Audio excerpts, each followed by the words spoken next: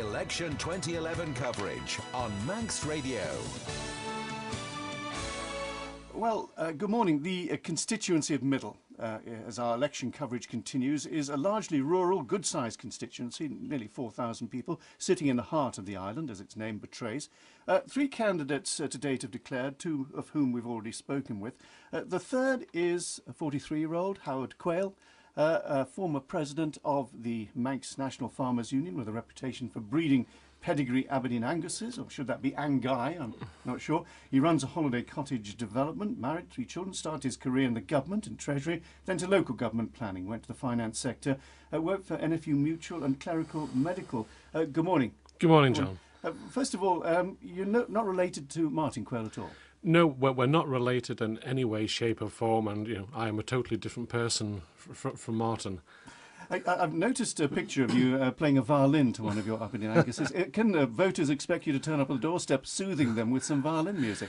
No, that was paying back a favour I owed a photographer for doing a nice photograph of the Isle of Manx campaign in the Baldwin Valley that we did, where we cut out letters on the field. Some time ago. He gave us a lot of publicity, so I was duped into doing that pose for him as a favour, which you can regret some things you do. You will be seen as the voice of farming, won't you? Probably, but I suppose about 2-3% of my income comes from farming. The vast majority of my income comes from other businesses that I run. Putting that to one side, people have seen you as the voice of farming and assume you are a full-time farmer, and that's what you'll be talking about.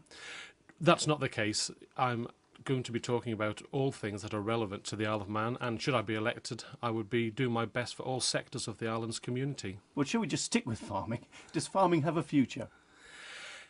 The farming community have a future if the government had honoured its pledges. It voted through a new countryside care scheme a number of years ago now. So you're saying it doesn't have a future? Well, it needs radical changes. It needs that the agreement, the countryside care scheme agreement, needs to be honoured in its full entirety. Tynwald approved it, and then within a few months cut most of the bolt-ons that made it, that would help make it work smoothly. If you got in, one of the things you'd be doing would be trying to change it and bring those changes in. I would be trying to do many things, John, not just on agriculture, but the finances of the island and helping my local constituents. Well, Middle is a largely rural community, sitting on the edge, obviously, of conurbations. Farming land is looked on with lust by developers. Would you consider selling your farms to a developer? I think we've got to decide what are the requirements for the island on our planning. Personally, I'd like to see some local development put aside for people living in that area.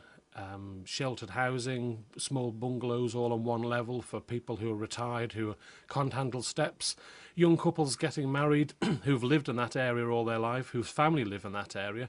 I'd like to see housing developments where they benefit and are able to stay in that area rather than being forced out of the rural areas. Mr. Gorn has a proposed bill to make land options public knowledge. Now, for years and years people have said so-and-so companies own this much land. Is that a good idea?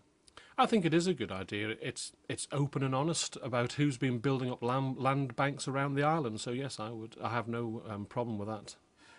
The ever-evolving VAT sharing agreement, which is back in the agenda, we're hearing that it's possible the UK is coming back to get some more back office. It does mean, I suppose, that in the past the island has worked a very good deal for itself. I mean, however critical you are of the civil servants, someone in the past has actually done the Isle of Man a good favour.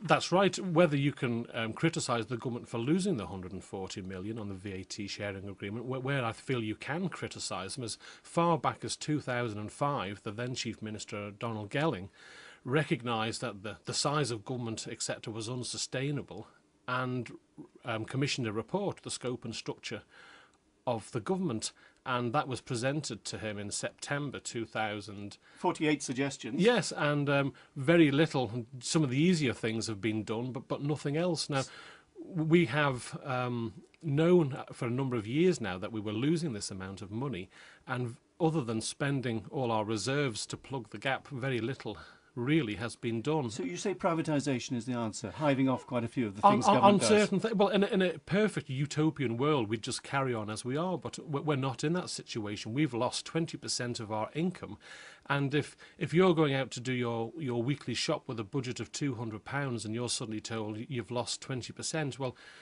you cut things accordingly. A bottle of wine might go out the window that you would normally treat yourself to. people are cutting back. They're cutting back on their holidays. So would you see yourself as an austerity candidate, someone who says, look, we have to tighten our belts? I think we have to be honest with the public. I think the public are totally disillusioned with our politicians and not being honest with them. And when a problem arises, and they just seem to be putting their head in the sand, I think if you're straight with the public and say, this is the problem, we're going to have to solve it by A, B or C, or a combination, what do you think, then I think the public would understand. Thank you very much. We'll have to close it there. Mr. Quayle, thank you for joining us this morning. You're listening to Mandate. It's 8 o'clock.